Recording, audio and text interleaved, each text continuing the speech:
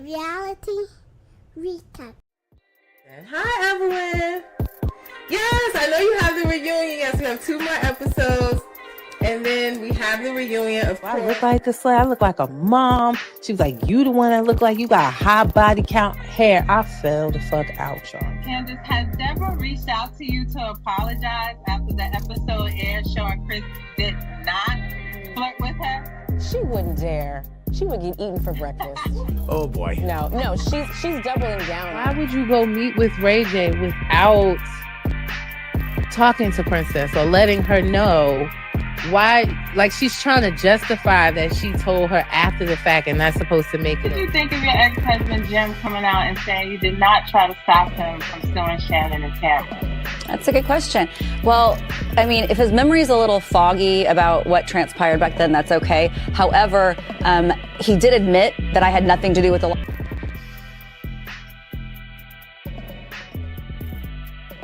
Reality recap. Reality recap. What's up, y'all? It's your girl V with Reality Recap here for another live Tea Talk session. And today, you know what we're here for. Happy Sunday. We are here to go over Friday's episode of Love After Lockup. A lot of y'all been asking in the comments. I think maybe WeTV is not available everywhere, but it is Love After Lockup Season 6. Episode 4. So I think some of you are looking for it on different streaming apps and things like that. But it is Love After Lockup. Season 6, episode 4 is how you find it. And the name of the episode is, let me make sure I have it right. Reckless Entanglements is the title of the episode. We are streaming live right now across Instagram, Facebook, and YouTube. The comment sections are live. Thank you guys for checking in. Hi, Toria. Hi, Jojo. Thank you for checking in. Toria, I love the new picture, the new profile picture. Very cute, honey. So, yeah, we're streaming live. You guys can let me know your thoughts, your comments as I give you my unsolicited thoughts as always. Please make sure that you like, share, and subscribe to my YouTube channel so you don't miss any of my recaps. I laid low this week. I really didn't recap anything this week. So I'm going to do like one big jumbo episode, I think, of just my thoughts on Real Housewives of Atlanta last week and Beverly Hills and all of those things. But I had to get on here and get live with y'all for Love After Lockup. So again, like, share this video, hit those little hearts, hit those thumbs up, please, and subscribe to my YouTube channel at Reality Recap 2876. I have something very special, guys, that will be dropping by Tuesday of this week that you don't want to miss, and it will only be available on my YouTube channel. So make sure you're following and set those alerts. All right. Let's get into it. Hi, Latasha. Thank you for checking in on Facebook. And yes, Tori, I will check my inbox as soon as I'm done here. I actually was checking it before I got on, so maybe I missed something, but I will definitely look. I think I responded to you on something, but I will look there. So why don't we just start with our favorite couple, right? Or throuple, I should say. We're going to start with Ashley, Julius, and Alexis. And yes, live through me. Thank you. We live. We're going to start with Ashley, Julius, and Alexis. And let's get into it. So Julius and Alexis, they smashed all night with his phone on Do Not Disturb, probably not getting none of those pictures that Ashley was sending through. He said that it was an intense night. She seemed very pleased, very happy with the night, honey. So she calling him daddy and all of that. He feeling like he laid it down. So the producers asked him in his little confessional out on the balcony, did they use any protection? He says no. He says that his pullout game is strong. Well, if you guys don't know by now, spoiler alert, Alexis is pregnant, guys. So I posted that a few weeks ago on my page. The rewatch, one of my favorite pages, she found the Facebook page where they were posting their baby shower invite and everything. So I posted that for you guys. I told you Julius then came in my inbox saying that, oh, that's not real, that it's some stalker lady. that made that page. And I was saying to myself, like, if it was a stalker, wouldn't she have made a baby shower invite with her, the stalker, and him, not him and Alexis? But I went to Target and I found their baby registry, so it's definitely true.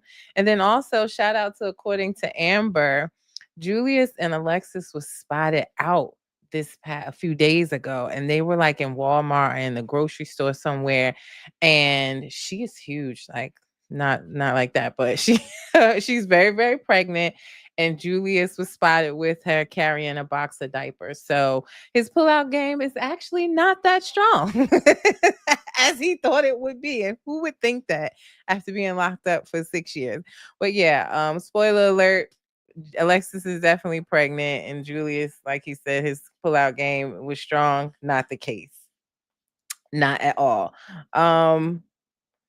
Also, a lot of y'all mentioned in the comments, which I didn't find it that way, but during Julius' confession, when he was talking about how it got intense and that he enjoyed his time with Alexis, getting it in, he said later on in the confessional, when he goes to see Ashley, he says something to the effect of like, yeah, sex with Alexis was cool, but what I miss most while in prison is choices.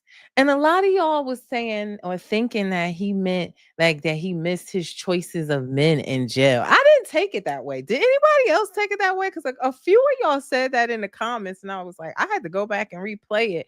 I thought he meant prior to being locked up that he missed just being able to have the choice of whatever woman he wanted. I did not take it that way, but a lot of y'all did. So did y'all feel, is that how y'all feel? Because y'all really made me go back and listen to it again. But he did say that. He was like, it was more so like in the past 6 years, this is what I've missed. And and he missed choices. I didn't take it that way. But look at my best friend, y'all. Here come my best friend busting up in here. Wait a minute. Let me see if I can get him on here. My best friend, right on time. Are we live? Yeah, you live. Thank you for checking in, best friend. Now, let me ask you, I don't know if you heard what I was saying, but a lot of people were saying that they thought that when Julius said that he missed choices, that he, being locked up, and he said he missed having choices. Did you take it as he meant he missed having choices with men in jail, or did you take it as he missed having choices before? I think I took it as he was having choices before. Right. That's how I took it. But the people in my comments when I posted that clip, that highlight of the episode, thought otherwise. So I was just like, yo, I did not get, I don't know I how they didn't got get that from that clip, but Toria said on Facebook, it could be a choice of men and women in jail. From this show, you can have sex in jail and prison and get someone pregnant. Yeah, well, that is all very true. We've seen all of that happen. Hi, Lily. Thank you for checking in. But yeah, I didn't take it that way. But yeah, so I did spoil it for the people before you came in that Alexis is pregnant and that Julius and her was spotted out at Walmart or somewhere. I don't know if it was Walmart. I'm just making that up. It was definitely a grocery store type place, and he was carrying diapers, and she is very pregnant, but not too much of a surprise because I did show y'all the baby shower invite like 2 weeks ago. But so clearly his pullout game is not that strong. What else happened with this couple? So Julius went to see his family with Alexis. We know Alexis is best friends with his sister. He went to meet with them out in the park. And I don't know, Qua, but I started to develop a soft spot for Julius. He seemed like a good guy, right? I like him. Yeah, I felt like... And, he just needed 2 women to get through jail. Like, sometimes you need, a little bit of help. I'm not. That's all. But, what he said? He said he liked one more than he liked the other one. Listen, that's not how I felt about it. And let's talk about that real quick before we go into the family, right? Because Julius did say that, he enjoyed his sex with Alexis. We know this. He said that he got the pictures that we saw Ashley taking in the episode prior. And he said that Alexis looks better than Ashley. How humiliating. Okay, I mean, that's his truth. How humiliating for him to say that. He ain't like them pictures she was taking, that's all. Maybe the angles were just off, but I would have been hugely upset that he sat on national television and said that, yeah, she sent me them pictures and everything, but Alexis looked better. I said, oh my God, how embarrassing. She already upset that everybody talking about her wigs and her looking different every time she come up on the camera. So Yeah, she was definitely a catfish. I'm with him. I don't know if she them said pictures she was... was not, though. She said she was not a catfish, that they've had several video chat calls and that he was aware of what she looked at. Now, what was crazy to me is that she said she put on 90 pounds in like 6 months. Like, what were you eating? Like, that's a lot of Right. weight in a short amount of time, girl. But she say that he was totally aware. I don't know. I don't know. She looked like a catfish in them confessional pictures. So, 1 minute she looked one way and Totally different. I think the wigs, like, I don't know. I just get like, I feel like that's part of her past as a stripper, that she has that ability to just change her look up, That's she what ain't you have changed to that weight do. up though. Oh my God. Now on to the next on Instagram. Thank you for checking. It says she was eating people. Or elephant, something she was eating. I can't. And thank you, according to Amber, for checking in. I was just letting the people know you were the one who had the footage of Alexis and Julius in the grocery store together. So thank you for checking in. You always have the scoop. I appreciate it. And Toria said, in that clown ass makeup, she looked like a powdered donut. Y'all is ruthless on a Sunday. Dang. Palm Sunday. On a Palm Sunday, y'all going hard. But back to why I was developing a soft spot. And no, I don't feel like Live Through Me that, oh, he's some nice guy. He needed to manipulate 2 women to get through jail. Like, I don't. Listen. But learning that none of his family came to visit him, and just hearing how, like, in the pictures of him when he was younger, and his mother struggled with alcohol and them kind of really being on their own, and him leaning toward the streets to make money and things like that, and just knowing that none of them visited him. He looked so innocent in those younger pictures, and just seemed like he got swallowed up by the streets because of what was maybe going on with his mom and his household. So I felt a little sad for Julius. He's definitely still reckless and out of control with these women, but from that standpoint, I felt a little empathy for him. Anybody else? Is it just me? That's half our stories, that being black men in America. I don't feel sorry for him. Tough crowd on a Sunday. I said, I guess you ain't get no palms this Sunday either. But yeah, I just felt, listening to his story and getting to know him, you kind of understood a little bit more how he maybe got into the streets. So yeah, I mean, we've heard that story time and time again, but I don't know. I just felt a little empathy for him. I really did. But after they do the whole family day, which seemed to have gone well, and Tori said, I mean, you can't help it, but it's nothing new. True, it is nothing new, but I just was like, I don't know. It had to be the pictures. It was the little pictures that they put up of him when he was a young boy, and he looked so innocent. Yeah, you're a that was sucker. You'd have been number 3. You'd have been the I third definitely one. wouldn't have. I definitely wouldn't have, but I just was like, wow, you just see the innocence in his face versus now with all these tattoos and everything. Like, he truly went to jail as a child. Like, he was 18, 19 years old when he got locked up. So he really went in as a whole child. And unfortunately, he's still in that space. So he has some growing to do. But after they had the family day, which was cool, Julius finally decides he's gonna hook up with Ashley. So they get back, and why didn't Julius have his phone on silent? The whole time he was talking to his mom, they was in the car. Like, don't we all live by the rule of phone on silent at all times? They had to No? have him on silent in jail. They probably wanted to, enjoy the freedom of letting it ring now. I Did he mean, even have a phone in jail? probably. Well, yeah, the thing was just bing, bing, bing, bing. I was saying, my goodness, Ashley, calm yourself down. If he not hitting you back, like, where's the player in you? Like, what kind of stripper knows to be chasing men around? You gotta have. Where's your game at? Where is it? Because his phone was bing, bing, bing, bing, bing, bing, all over the place. I'm like, even when he was talking to his mom, a mess. Let me see. Lily said on YouTube, mom's excuse for not going was stupid. She might have lost her license, but she could have gotten an ID. Exactly. She lost her license, probably DUI related or drinking. But I literally wrote in my notes, Lily, she couldn't have got a ride with Alexis. Nobody could have rode to see him with Alexis. And for the sisters too, they were saying like, oh, I just was saying like I got stuff to do. Like y'all really left him in there for a whole 6 years and didn't visit, wasn't really taking calls, sending nothing. I guess that's also when my empathy came in. But yeah, I was thinking the same thing, Lily. Like you didn't have a license, but right, you could have got an ID and you could have got a ride to the jail with Alexis. We know Ashley didn't visit, but could have got a ride with Alexis.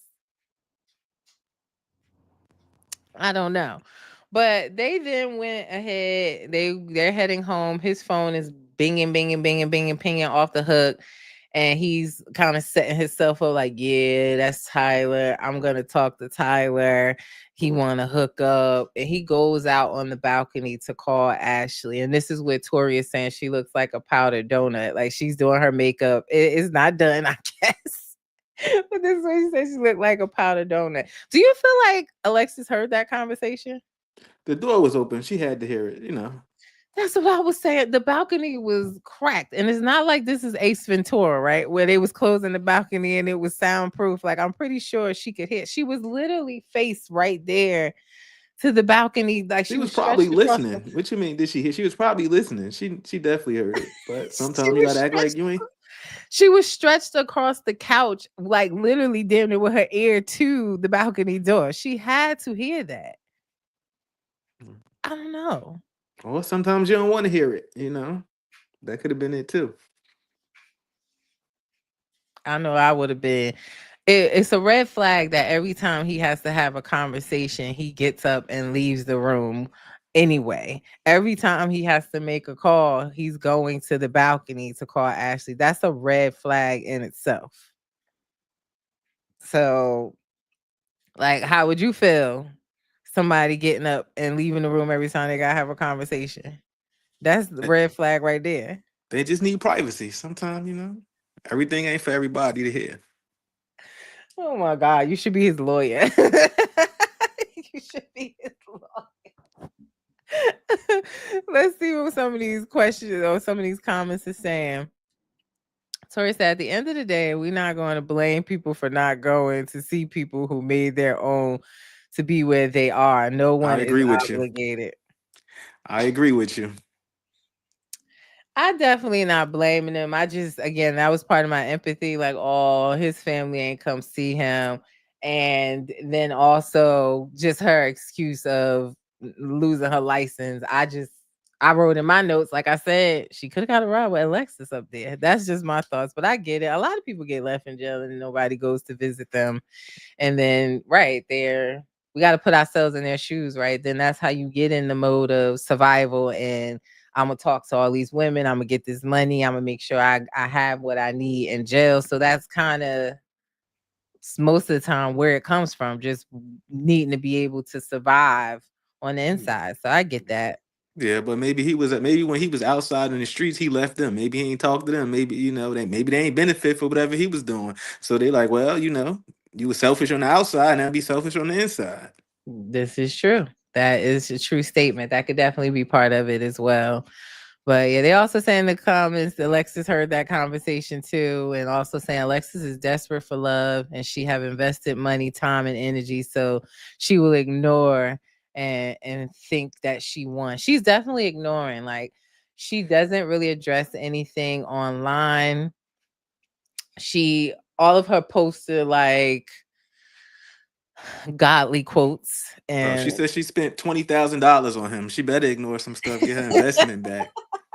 she she was saying, like, her last couple of posts were in the realm of the blessed don't beef with the miserable, that can't nobody touch God's children, and what's gonna be for her is gonna be for her. So she's definitely, I mean, she's pregnant at this point. She looked like, in that video that, according to Amber put up, she looked like she is going to drop any second. Like, her stomach was way, way out there. So at what point, I mean, at this point, what else can you do, I guess, unless you want to be a single parent? I don't know.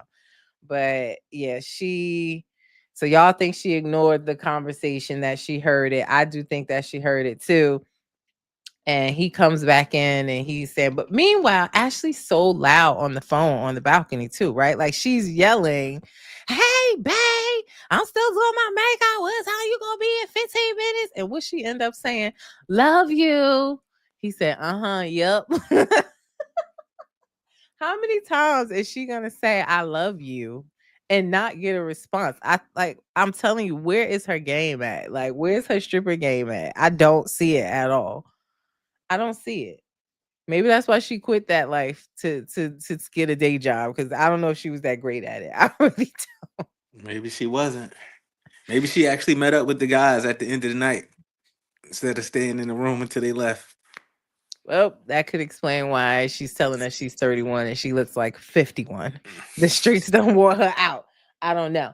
But I also noticed that Ashley covered up the tattoo of Julius' name. She's been on live a lot on Facebook, but she's covered the tattoo of his name already on her chest. So she also posted yesterday that she says she can't wait till the show is over so that she can reveal her secret. What do you think her secret is?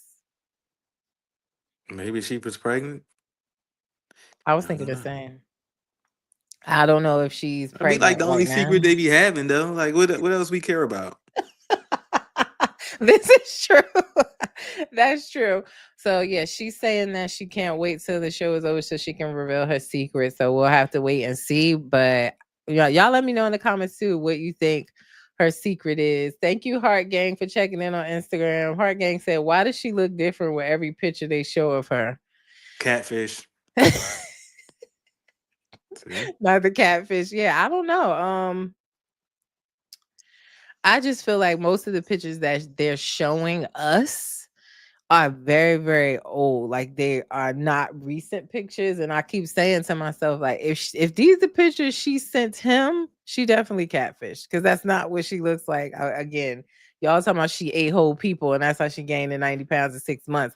But those pictures look way older than just 6 months. The one where she was holding that fish and all of that, she looked very young in those pictures. I feel like she just, if those is what she sent him in jail, yeah, then I can get behind the catfishing. Because I don't know how long ago these video visits were. I really don't. So we'll have to see. But yeah, Julius makes his way to see Alexis. She slipped her wig back on. She got on her dress. Summer's Finest is checking in on Instagram. She says, "That lived through me." It is. Yeah, I'm about to go back to the comment section. I was bored.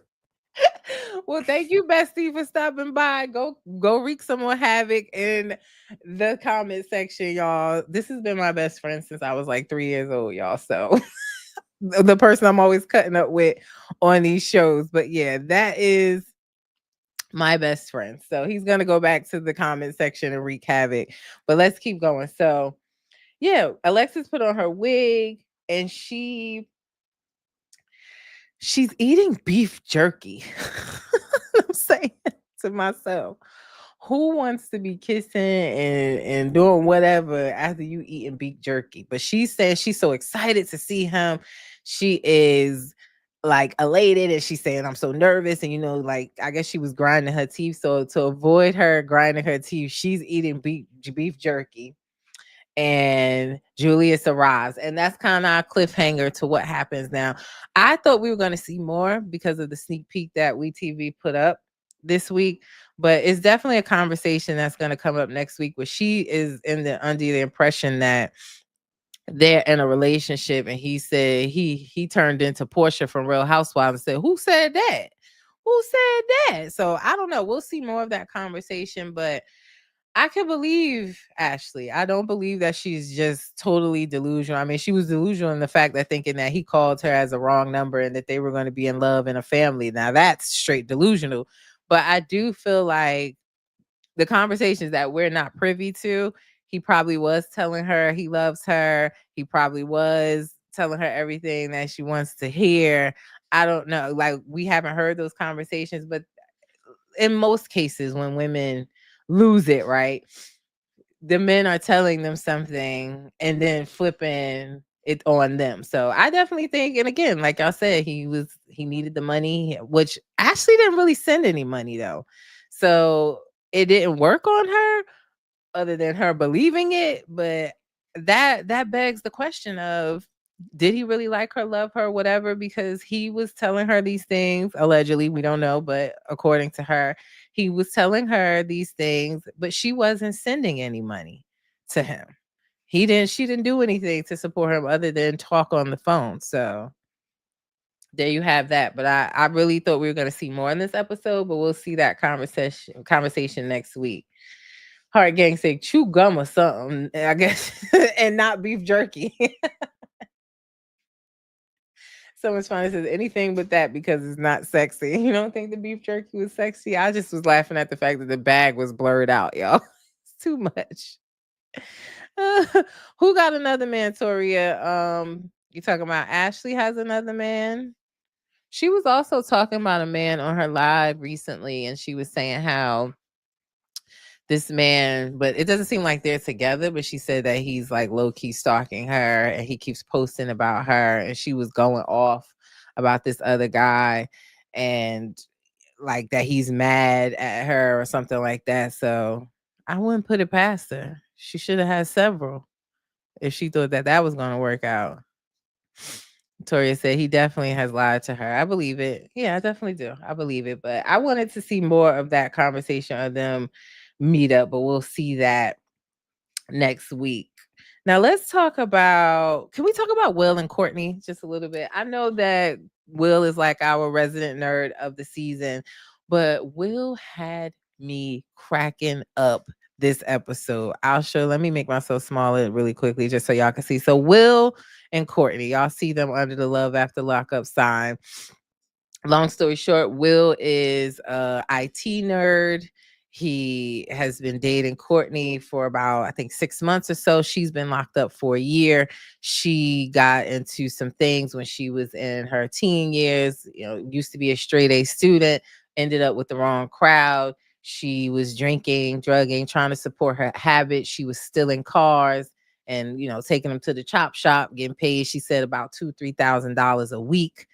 And she met Will. He found her through IG on the prison site and started writing to her. So they're dating. She can't get paroled to his state where he lives. So he has made in his mind that he was going to ask her to marry him, even though when he talked to her about it, she was hesitant. And in this episode, that's where we left off from the previous episode. He was meeting with Courtney's mom and they were going to get her out of jail. She was being released the next day. So he has this huge ring, and it's a really nice ring. I don't know. And even though Will is a nerd, we know he does have some demons in his closet as well. When he was younger, he started raving, doing Molly, all of that stuff. And one of his friends unalived themselves. And he decided that kind of was his wake-up call for him to get on the straight and narrow. So he's doing well for himself now. And he likes Courtney. Courtney's mother has made it clear that Will is definitely not the type of guy that she normally dates. She normally likes the bad guys. So this is different for Courtney, and Will is head over heels. So he has this big ass ring. He wants to ask her to marry him. He gets up to the hotel room and gets himself ready before her release. He got butt plugs and we call them Jabari ropes. Some of y'all said in the comments too, like, why would he why would she want to be tied up or bounded up after being locked up? I don't think that he was looking to bound her up. It seems like he wants to be bound up. I'm not even sure who the plug is for. I feel like the plug is for him too.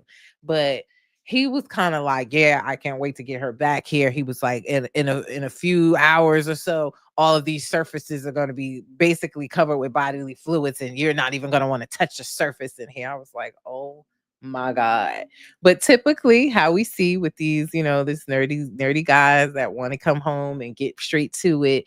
Courtney said and Lockup over the phone, and when she was talking to the producer, she said, yeah, I'm not really looking to sleep with him right away. Not that I'm trying to wait forever, but I need for the nerves and the anxiousness to settle. And I'm like, ain't that what we always hear? It's always like the men come out ready to hump, hump, hump, and the women never come out on that page. They always want their time because they just been using this dude to get by in jail, and they're like, oh shit, real life is about to hit, and this man really is in love with me and think that I'm about to spend the rest of my life with him. But I'm also starting to believe, like Live Through Me and saying on Instagram too, like I'm starting to believe he is a furry. He's not just creating a dating app for furries, but he's not one. I'm starting to buy into that. He might like that as well. But I just was cracking up with all this stuff he was spreading out and talking about how you ain't even gonna be able to touch the surfaces. I was crying. I was crying. So he has it all planned out. I never even heard of Shibari ropes. I hadn't even heard of it before that. So he is all ready for her to get out. It's the day of Courtney's release, and he's ready, like literally to release. But it's her release day, and he's waiting outside. Why did her mama go up there with them flip flops on with no damn socks on, as cold as it was out there? Why did she do that? But anyway, they were out there, Will and Courtney's mom, waiting for her to get out. And this guy comes up, and at first, y'all, I said, listen, this better not be another man coming to pick Courtney up. I was looking for the tea.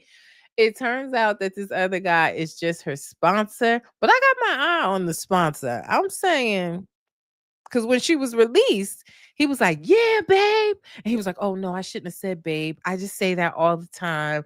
I don't know. He seems very helpful and like he's giving back, but I would not put it past him if he's not in love with Courtney as well. But I got my eye on Mr. Sponsor. I feel like maybe in his mind there's something else there, probably not in Courtney's mind, but I just felt like something ain't clean in the buttermilk when it comes to this sponsor.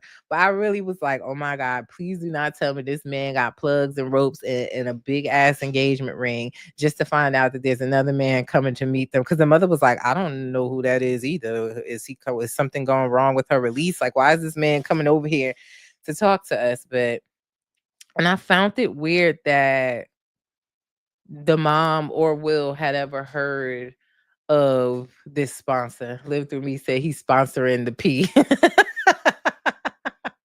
He might be sponsoring the P. I'm telling you, I got my eye on him. I just thought it was weird too that Will and the mother had never heard of this sponsor. So I don't know. But yeah, she gets out. They are, get her out. Everybody's all happy to see her. She did not see that happy to see her mom. The mom did mention that she would go in and out of being around due to her, I guess, addictions and stuff like that. She would be in and out of her mom's life. The mom says she hadn't seen her in like 3 years, although she's only been locked up for a year. So it seemed like their relationship might be a little strained. She was definitely happy to see her daughter, but she was just like, hey, yeah, okay. So she seemed more happy to see Will. So we're gonna see what happened when they get back to the hotel. We'll see what happens. Because he made up his mind after seeing her that he's definitely going to propose to her. So never spent any time with each other in the free world. She's not able to be paroled to his state yet. He's not even gonna wait to see does she have her drug addiction under control.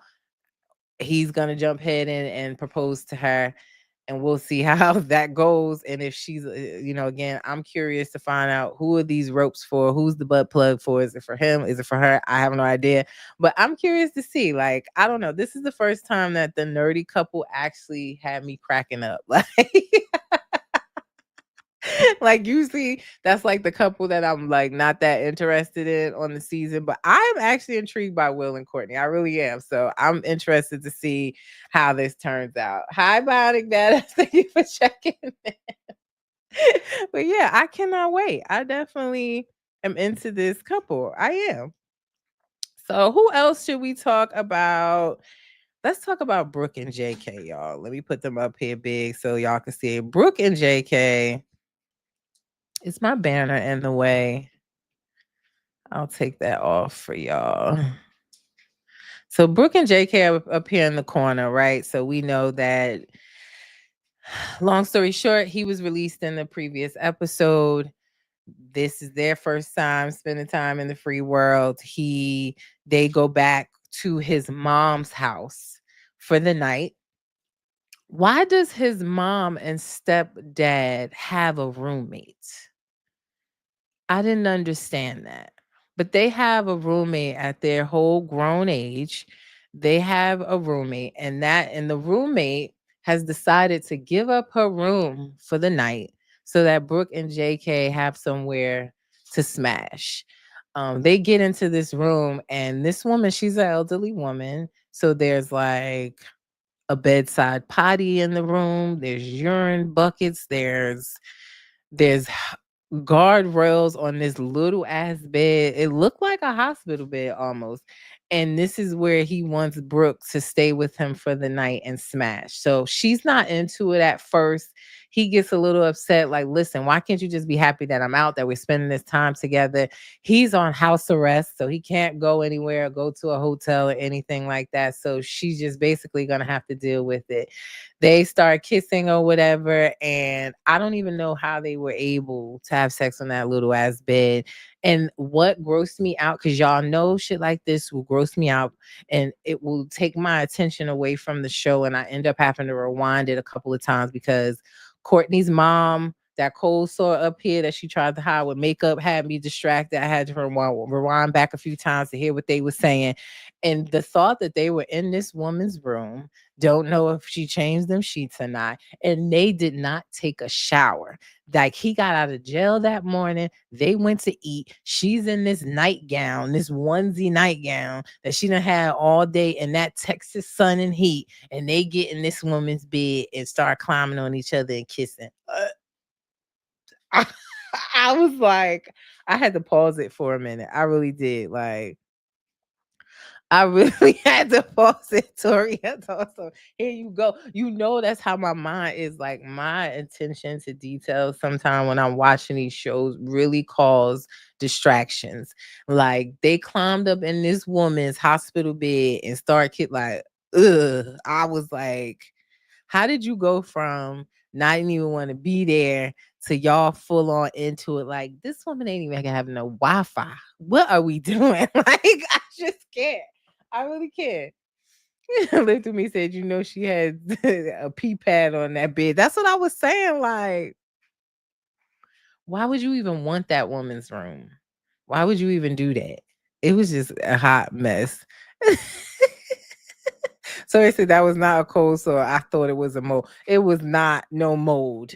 That was not a mold, Latoria. Like, now you're gonna make me pull it up. That was no mold. You might have thought it was, but when I tell you I was in my TV like this, that was not a mold at all. And it just was distracting me while they was having that conversation. And then with her trying to cover up with makeup, it was just like, what are we doing here? Seriously. I'm about to see. But no, that was a cold sore. You can't convince me otherwise. I'm trying to see. But yeah, let me see. Y'all ain't gonna be able to see this, I don't think. But let me put this. I done screenshotted it. Look. What is that?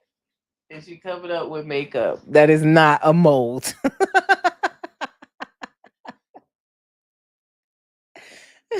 True Body said, girl, you know that's the least of his worries. He slept on worse. Tori said, I'm dying. It ain't no mole with no hair sticking out. Tori, stop it. I don't want to talk about nobody, mama. I'm just saying, like, things that distracted me in this episode, that was definitely number one. And number two was them. I know all moles are not black, but that is not a mole. That is an open sore, okay? But anyway, I ain't gonna talk about nobody mama like that. I'm just saying these are things that distracted me during the episode. So yeah, they up in this woman's geriatric bed, sleeping and humping around, and she seems happy. She's totally different the next day than she was. So apparently it was good for her. And we got JK also talking about he got a strong pullout game. Now, Brooke has been on the internet letting it be known the last couple of days too. She's been on Facebook. She said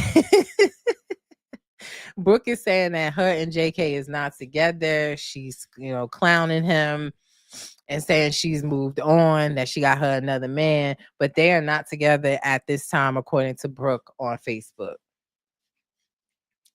And I don't know if they washed this woman's sheets, because I don't think the woman washed the sheets before she handed her room over to them, nor do I think they washed her sheets when they handed the room back to her.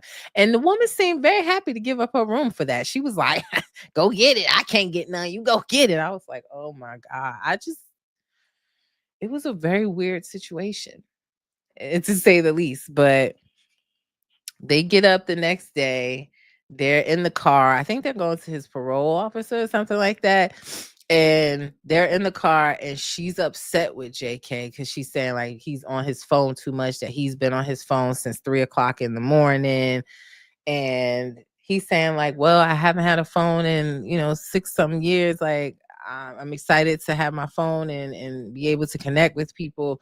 He offered his phone for her to see and read the message. She's, nah, I'm good. I don't want to read it. So what you mad about? Because I would have took the phone. If I'm gonna be mad about it, he offered me the phone, I'm gonna take the phone and read it. He probably done deleted what he don't want her to see anyway.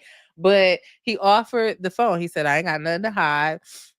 We know that Brooke is worried about JK connecting with his ex-girlfriend. Her name apparently is Alex. The mom talked highly of her, that she's still a part of the family, which was crazy. The mom snitched on him like that. But yeah, the mom said that they have a great relationship. She really was there for JK, blah, blah, blah. So she's worried about JK reconnecting with his ex-girlfriend. So she gets upset. It's very childish, in my opinion. Like, she's mad that he's on the phone. He offered it to her. He said he ain't have nothing to hide, and she didn't want it. And then she's causing drama about it. So she tweaking over the phone, but didn't want to read it. So what you want from him is really what I want to know. But she's another one that's trying to get pregnant as soon as he comes out. She, talking about she wasn't on no birth control, and she ain't trying to get pregnant, but she ain't trying to stop it neither. He said the same thing. His mom had gave him condoms. He said he did not use them. He said he wanted to get all up in that thing. He ain't been in nothing. He want to feel all that, so he ain't using. He also says that he has a strong pullout game. Brooke doesn't seem to be pregnant, but she definitely said they're not together. So a lot of people was also saying that they think JK had a baby with another woman because of some posts that he made on his page that's inaccurate. That was his sister. I don't know why people couldn't tell that, because the girl looked just like him. So it's his sister who had a baby. His post didn't, like, his caption didn't even get you to lead to believe that he had a child with someone else. But the woman that had the baby that he was at the hospital with looked exactly like JK. So that's false news if that's something that you saw. He's definitely didn't have a baby with someone else. It's his sister. So his caption just said, family, like family happenings or things that's happened with family recently. It's his sister, y'all. So if y'all saw that, don't believe it. No, thank you for the laugh. You needed it, girl. I needed it too. That's why I didn't know. I've been like in a slump this week. I'm finally crawling out of it and got to get myself together. I got my nails done. I'm going to get this hair together. I know y'all tired of seeing this bun just like I'm tired of wearing it. So I'm going to put myself back together, but I've been in a little bit of a slump. So I needed y'all as well. Tori, I needed the laughs and the fun today as well. But yeah, so she don't want to take the phone. She's mad. We see in the sneak peek that she kicking him out the car. He calling her a bitch, all types of stuff. So I don't know where their relationship lead. But again, Brooke said that they are not together anymore. Who else do we want to talk about? Let's talk about Kiana and Deandrich. I'll make it big really quickly. So that's Kiana and Deandrich up there with his two little Mickey Mouse ponytails. And Kiana, he's just coming home. He is in the halfway house when he got released, and they took him to the halfway house to he thought was to get an ankle monitor put on, and that was it. They ended up keeping him in the halfway house. So in order for him to get out, apparently y'all know how I go. He got to get a job. He has to prove himself. So he is now in the halfway house. He calls her. She's on her working paying job. It seems like she's a pharmacist. She works at a drugstore. She's a pharmacist, a real one, y'all, not a street one. She's a pharmacist, and she's on her working paying job. And Deandrich calls her to get a ride to a job interview. He has to go to a temp agency for a job interview. And she leaves her working paying job to go pick up Deandrich to take him to a possible job, because she fears that if she's not at his every beck and call, he may spend time or get help or get closer to his baby mother. Deandrich has about, I think, 6 kids, 3 different baby mothers. His most recent child's mother, he has 3 children with her, 3 boys. And Kiana fears that they're going to get back together. That's a red flag in itself, that you have to feel like if you don't do everything he asks of you, he's going to run back to his baby mother. Why would you even want to be in something like that? I don't get it. I really don't. Shubani said, forget her. Let's talk about the baby mother. We're going to definitely talk about the baby mother, but I just thought it was crazy that she left her working paying job, dropped what she was doing at her job, counting them pills and getting people medicine together to go pick him up to take him to the temp agency for him to do an interview because she's scared that he might call his baby mother. That's crazy. Like, why would you even want to be in something like that at all? That makes absolutely no sense. And I would have Ubered him there, if anything. Like, I would have been like, babe, this Uber coming to get you. Here you go. But she went and picked him up in town. She also mentioned how she wants him to get a job. She's getting stressed. She's working 2 jobs to support herself while she was supporting him in jail, as well as trying to help him out in the halfway house. Yes, Live Through Me. We're going to talk about it. So he goes to this job interview, and he's sitting in front of this woman telling her what his charges are. We know that Deandrich went to jail for having a firearm on him. That's his charge. Yet he's sitting in a job interview with a chain with a blicky on it. He's sitting there with a chain with a whole Glock hanging on it. Yeah, I saw he tucked it in the interview, but still, he went into this interview with this chain charm on it of a blicky hanging right here like this, y'all. You can't be serious, right? So he's trying to get a job at a concrete warehouse. Not sure if it's going to work out. You know, I told y'all I feel like Kiana's being a bit delusional here, because she feels like just because Deandrich went to college and he was in college to become a physical therapist and things like that, that he's going to come out, he's going to be able to get a job, and they're just going to live this happy forever life. And that's just not the case. Once you have a record, you have a record. And it's my personal belief that once you have a record like that, your only option to be wildly successful is to become an entrepreneur. I don't see it no other way unless you get it expunged. And I don't see him getting no gun charge expunged from his record. But yeah, he goes on an interview with the blicky hanging. He's another one. Thank you, Live Through Me. He is another one that don't have his phone on silent. So his phone is going on in the interview. The baby mother calling while he in the interview, and he telling the woman like, yeah, that's my baby mama. She looking like, okay. a whole stereotype you looking like in there. I just was like, why would you go in the interview with your phone not on silent? But he's another one, just like Julius. The phone is just beep, beep, bling, bling, beep, beep, beep, beep, bleep, bleep, bleep. He get in the car, same thing, his phone going on, and Kiana's nervous, talking about her stomach in knots because he feel like, she feel like that he gonna go back to his baby mother. He's saying, "Don't nobody want me like you think they do." That is a classic line from a man when they is doing dirt, is trying to make you think that no woman in this world want them. Women must want you, brother, because you got 6 kids or something like that, 6, 7 kids with 3 baby mamas. So it ain't that nobody in the world wants you, sir. That ain't it. Toria said the baby mama is a petty queen. Baby mama say she going to get him back. Yeah. Could you blame her? She got 3 young boys with this man. She's trying to hold on to her family. But yeah, after his interview, he gets picked up by a friend and they go to Bucket of Love. I've never heard of Bucket of Love, but sounds like a great place with great chicken. So they go to a Bucket of Love because that's where he meets his baby mama, and they meet up to talk. He got his friend on lookout, which I thought was hilarious. The friend is sitting back there on lookout because I guess he's scared Kiana gonna pop up being that they on this show. And he don't know if the producers are gonna snitch on him or the cameraman gonna snitch on him. But little do he know, they don't do that. They just watch your demise and say nothing to you. Ask Alexis and Ashley. The producers ain't told them nothing about them being another woman on the show. They never do. So don't worry about that, Deandrich. They're not gonna tell on you. So he got his best friend or his friend sitting over there peeking through the blinds at Bucket of Love while he have a conversation with his baby mother. And the baby mother, I felt bad for her. MJ said, "Oh, he has more than 3 kids." Yeah, MJ, he got about 6 or 7 of them. He got 3 baby mothers. The baby mother we saw, she just the one with the youngest of his kids.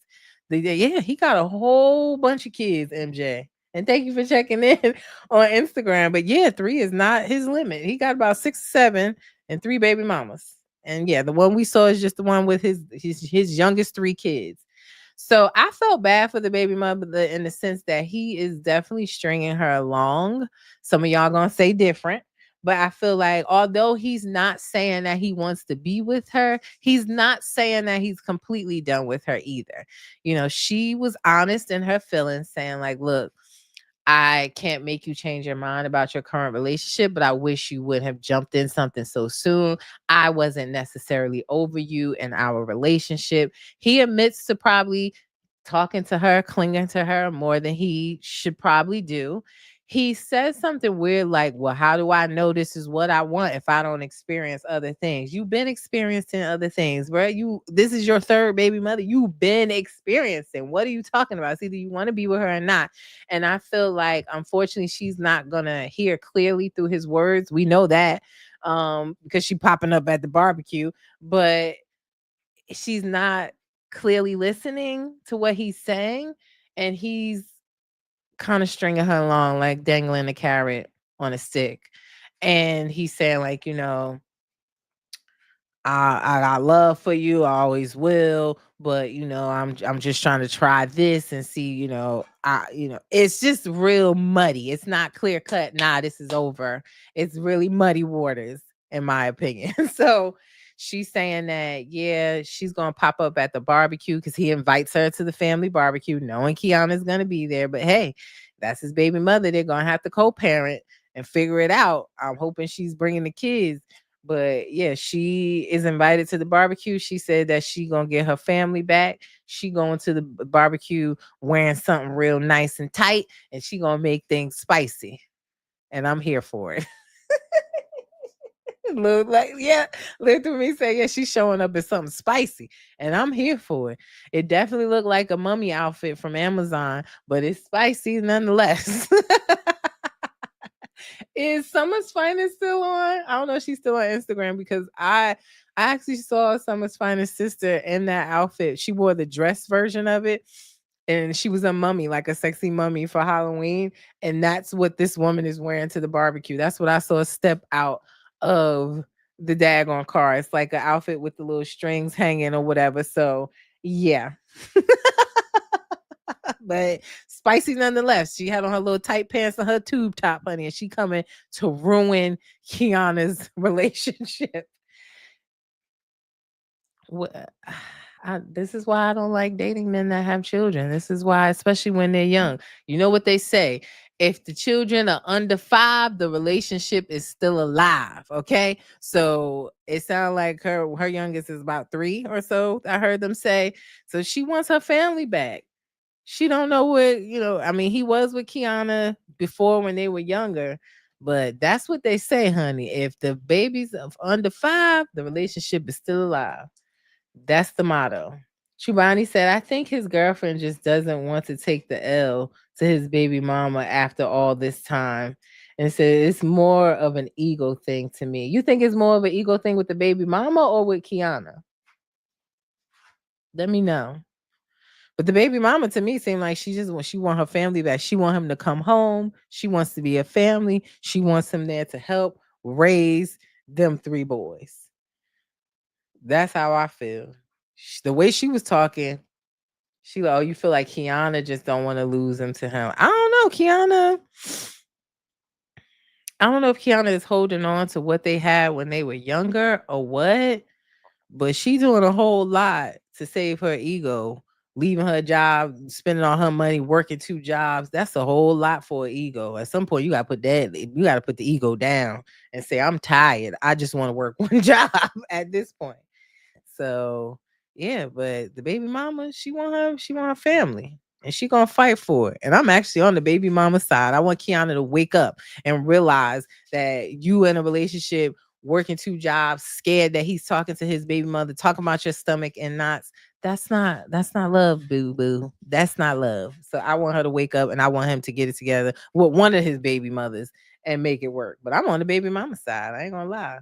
I said, when she come to the barbecue in the sneak peek, her door squeaking like Debo's bike, that ain't a good sign, honey. She come to spice things up for real. Y'all hear the dryer? Can y'all hear that? The dryer beeping. It's Sunday. But yeah, so I ain't gonna lie. I'm team baby mama in this one. So I can't wait for her to show up to the barbecue. I was cracking up. I don't even know who that was in the background saying, who that? Uh-oh, baby mama here. So I can't wait for it. Toria said he is giving the baby mama hope. He said he's trying to see if this is where he want to be. So that means if he don't like it, they will be together. So he's playing both of them. Right, Tori? I feel like it was definitely muddy.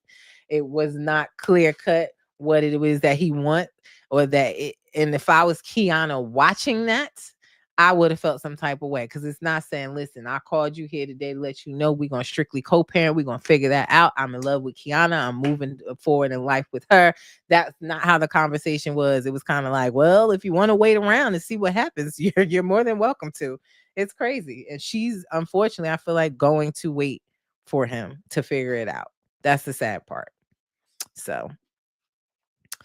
And Tori also said the way she was talking as if they was together before he went in, and Kiana is the one who pays to play, and he trying to give her a chance. The baby mama is like, nah, this was mine before he went in, and I'm going to get him back after. Exactly. And Kiana even talked to her friends about it, right? Like how the baby mother is all on Facebook while he was locked up saying happy Valentine's Day and happy birthday, and can't wait till you get home and yada, yada, yada. So it's clear that he's most likely been talking to the baby mama while he was locked up as well. He ain't just been talking to Kiana. And the fact that you had to ask your baby mama not to mention that you met up with her to Kiana, you already know you're doing something wrong. You got a friend on lookout at the bucket of love while y'all have a conversation. You already know you're doing something you ain't supposed to be doing. Obvious. So we already know it ain't going down the right way. Trubani said, do you know if they are together now? This is one of the couples that I don't know if they are together, Trubani. I've been trying to. There's 2 people on this cast that I can't find anywhere on the internet. These Love After Lockup stars are trying to get really slick where they don't use their names or anything in their in their social medias. Toria, you probably can help me find them because they are trying to hide from public scrutiny. It's no longer like how the other people would change their Instagram name and they put Love After Lockup as part of their like IG handles because they don't want to face people like me and my commentary and my thoughts and y'all commentary and thoughts. So I can't find Brooklyn and I cannot find Kiana on social media to know if they are together. Those are the two that I haven't seen much about on any of the platforms, like even the pages that solely focus on Love After Lockup. I haven't seen it on Kiki and Kibitz, Amber's page. None of them I haven't really seen. Thank you, Toria. I should have been asked you that too. She said, I'm going to say, if anybody can find them, it's Toria Mitchell. Okay. She's going to find them.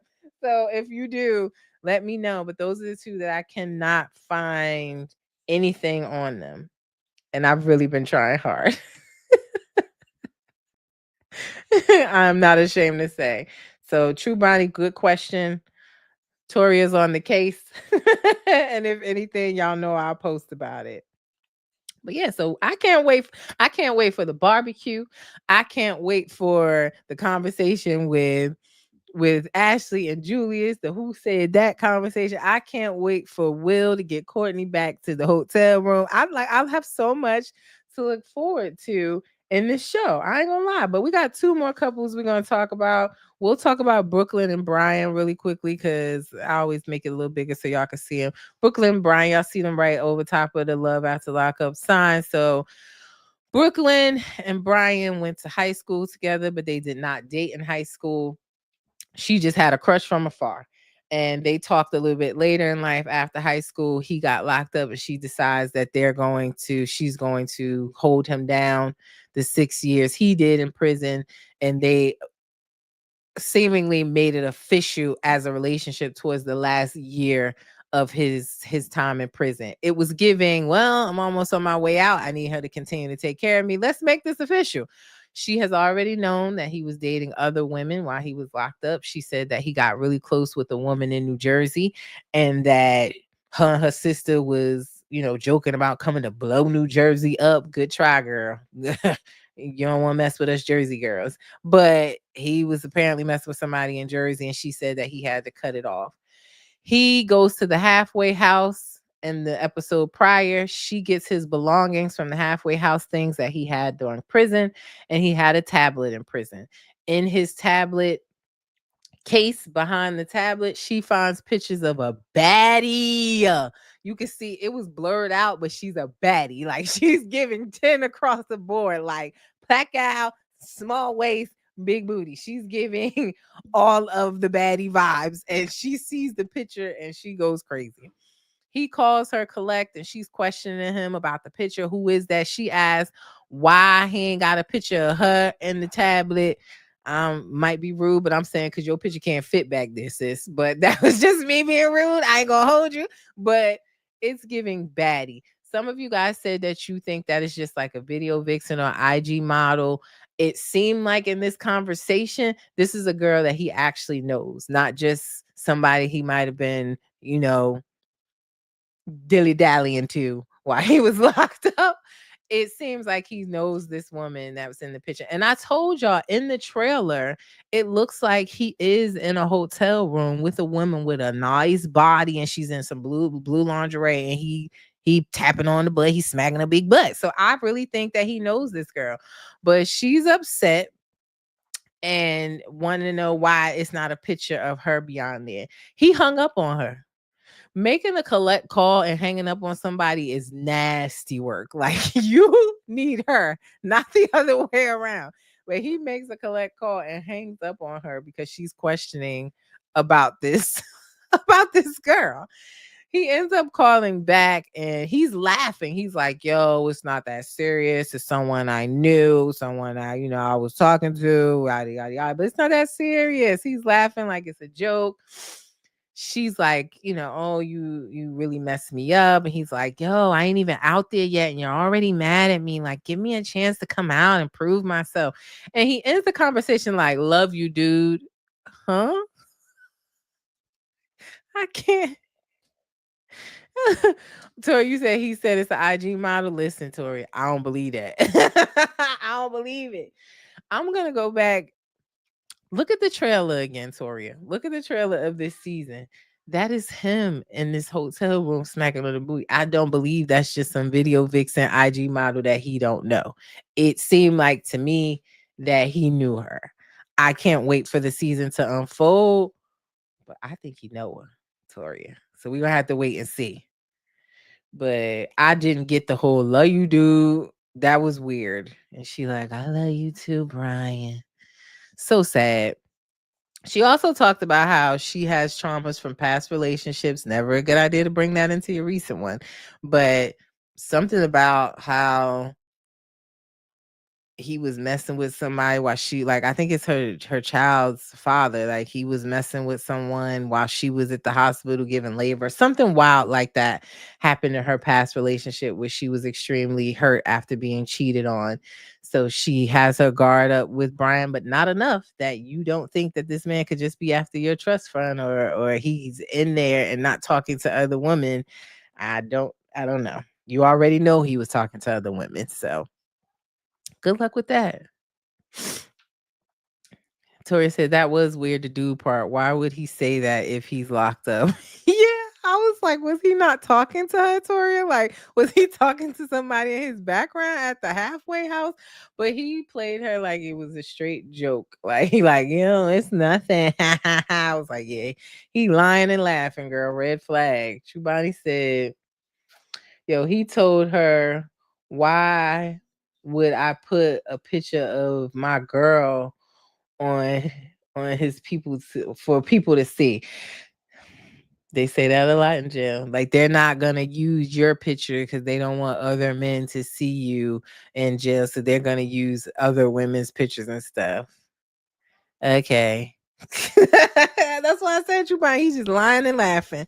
But I think if he don't know that woman in the picture behind the tablet, he knows some baddies. And I think we're gonna see him with some before this season over. Just my predictions. I don't know where her child is, Toria. She hasn't introduced us or said much other than that piece of it, that she had, some bad experience in her last relationship. So I don't know, Toria. She said, I haven't seen no signs of a child even when she was tearing up her house looking for that key. I don't know, Toria. I don't know. Maybe she don't want her child to be on the show, but I ain't gonna say I could be wrong because I'm pretty sure that's what I heard her say. But I just know it was something in her past relationship that she got cheated on. But it definitely, if I recall, because I was too busy laughing at this episode, but I'm pretty sure I recall her saying like she was at the hospital, he was doing things with other women. So did you hear that too, Toria? Let me know if that's what y'all heard, but she definitely has some trauma from a past relationship. Now, our last couple is a complete joke, y'all. Our last couple from this episode is Joey and Michael. Listen here. Michael ain't got no plans to do right. Like, Joey is in for the ride of his life. He is going to be in the fetal position crying. Michael done figure out. Now, they gave Michael his phone. Joey and Michael's mom had erased all his contacts out of his phone. They had changed his number. They did a master reset on his phone. It took Michael about 2 seconds. They were still in the car. And he figured out how to reset his phone and get back to his messages and all his apps and the people and the messages that he had probably in his DMs on social media and things like that. He's in the car happy as a clam. He's telling Joey like, yeah, oh, look, this one asking for a peen pic. This one saying, oh, the bottoms are going to be happy to hear that you're out. I said, oh my God. Joey is in for the ride of his life, and it ain't a good one. It's giving emotional damage is what's about to happen to Joey. So Michael Gets out, he done figured out how to connect back with all his friends and probably all his dealers. He's looking for the first chance that he gets to go use. They go to sit down and eat, and that's when Michael opens the envelope, and the envelope says you must report straight to your PO. Don't make no stops. Don't deviate from leaving prison and coming to see your PO. I said PO box. See your parole officer. Yet they're sitting down having meat lovers omelets. So we're already off to a bad start. Michael seems like, he's been locked up so many times that he knows how to work the system. And he's like, oh, I don't have to go. I can go check in the next day. Nothing's going to happen. I've done this a million times. And Joey is nervous. He wants him to go check in. He doesn't want any trouble. He wants Michael to try to stay out of jail, even though Michael said he's comfortable in jail. He loves jail. He gets to eat, not pay bills, hang out with all the men in there that he loved to hang out with and probably sleep with. Like, he don't have no issues being in jail. He knows that eventually he's going to go back. So they go check in with the PO. They go to the halfway house. He's like, oh yeah, I've been to this halfway house before. I've been here. They show him his room. He's not happy with the room. And he goes and signs out. And he's telling Joey, I ain't going back. He's telling, I hope you know, I'm not going back to that halfway house. He said the halfway house is a scam. They want you to fail so they can just get the money and move somebody else in there. So yeah, it's not given that Michael wants to do right this time, even though Joey is counting on it, even though he knows Joey loves him so much. He has his own intentions. And I was just saying, like I said, yeah, Toria said, poor Joey. Yeah, poor Joey. Joey don't know what he about to get into.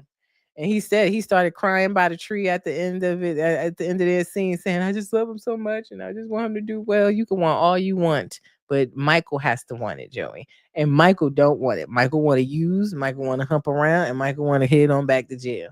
He'd rather go back to jail than be in the halfway house. And how long is the halfway house? I think they said like he would be in there about 6 months. And Joey is saying that he has to prove to him over 6 months to a year or something like that, that he can stay clean before he'll move in with him. Well, I guess you'll be moving in by yourself because Michael ain't about to do it. Sorry. I'm just being honest. But I don't even think he's going to last through the season without getting locked back up again. I really don't. So poor Joey. Yeah. But Joey got to know what he signed up for. The man has been completely honest with it. He literally was reading the messages like, ooh, yeah, this one wants a peen pick. This one wants to suck my peen. It was ridiculous. Like, I couldn't believe it. Shivani said, remind me, I was having a whole panic attack. He needs to just call it quits. He was having a whole panic attack. He needs to just face the facts and part ways. Yeah. I don't think Joey comes across people that want to date him that often, especially, and he's just in this relationship and he thinks Bradley's so hot. You saw when he was changing his clothes, he was like, yeah, I'm just looking at him like, he is totally blinded by love, his own love for Michael. Yeah. Tori said, yeah, 6 months. So Joey wants himself to prove himself for 6 months before they'll move in. When Michael said the last time he was in that halfway house, he didn't last 3 days. And he already is telling you, I'm not going back. It's time to face the facts and move on. But Joey's saying, but I love him. I'm in love. I'm in love. Yeah, love ain't enough all the time. So good luck with your struggles, Joey. That's what he said in Tyler Perry movie, right? I wish you all the best with your struggle, because that's what's about to happen. Tori said, that's a sad thing. Michael been honest the whole time. Is Joey not listening? No, Toria. Joey hearing what he wants to hear. Joey thinks that he can change a grown man and his habits and his drug addiction, which he cannot. We all guilty of it at some point, right? Where we think we can change somebody and it ain't gonna happen. So I hate to laugh, but it's the truth. Joey's in for a wild ride of emotional damage. True Bonnie said that the producers were messy, asking him, does he have any friends he hasn't slept with? I thought so as well. The producer, he's like, well, some, but for the most part, no. So, yeah. I mean, Joey said it himself that he can't nail down Michael's body count. He said Michael thinks that it's somewhere over 100. That's dangerous, by the way, but Joey know that himself. Michael has been nobody but himself. He has been very honest. So Joey can't be mad at nobody else but himself. Because Michael he's reading his messages out loud for God's sakes. But he's telling you his body count is high. He don't stay out of jail long. He like going back. He's comfortable there. He gets more anxious coming on the outside than he do than going back in.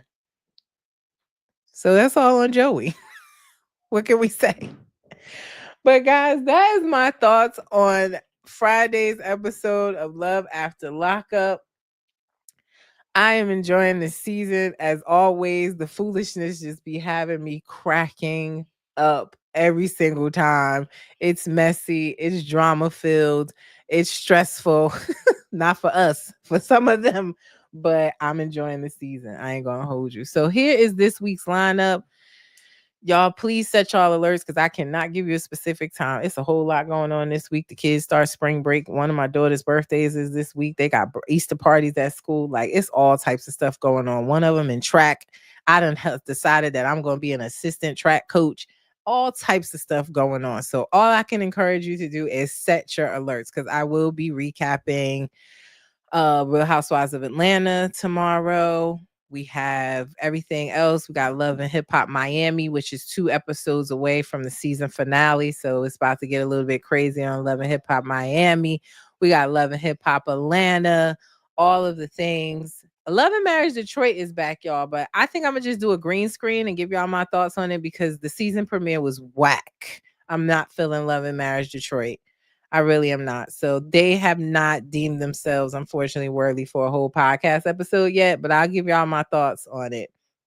At this point, I'd rather recap the Never Ever Mets for y'all, which I'll give y'all a green screen on episode 2, season 2 of Never Ever Mets. So yeah, please set your alerts. I also, again, have something very special for you coming. Oh my God, my kids are up from nap. Can you hear them? But something very special, a very special interview dropping this week. So I'm going to be recording it tomorrow. So it will be exclusively on my YouTube channel. So make sure you follow me, like, share, and subscribe. My YouTube channel is in the link on my Instagram and Facebook. You can also search for it. It's coming across the screen at Reality Recap 2876. Guys, please make sure you like this video, hit those hearts, hit those thumbs up, share this video. I appreciate y'all commenting, checking in with me today. Y'all have lifted my spirits. You have no idea. It's been a rough week, this past one. So I appreciate y'all coming in here and lifting the girl up and making me laugh. And I hope I provided y'all some tea and some laughs as well. So I'll be back tomorrow for a recap of Real Housewives of Atlanta. I put a sneak peek of the episode up so you can see that. So not only like, share, and subscribe to my YouTube, but make sure you follow me on Facebook and Instagram. Thank you, Toria, so you guys don't miss any reality. Now, like I say before I get out of here, reality TV stars are humans too. Let's not forget that.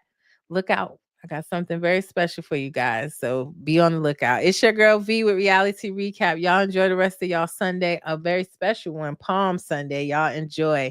Peace.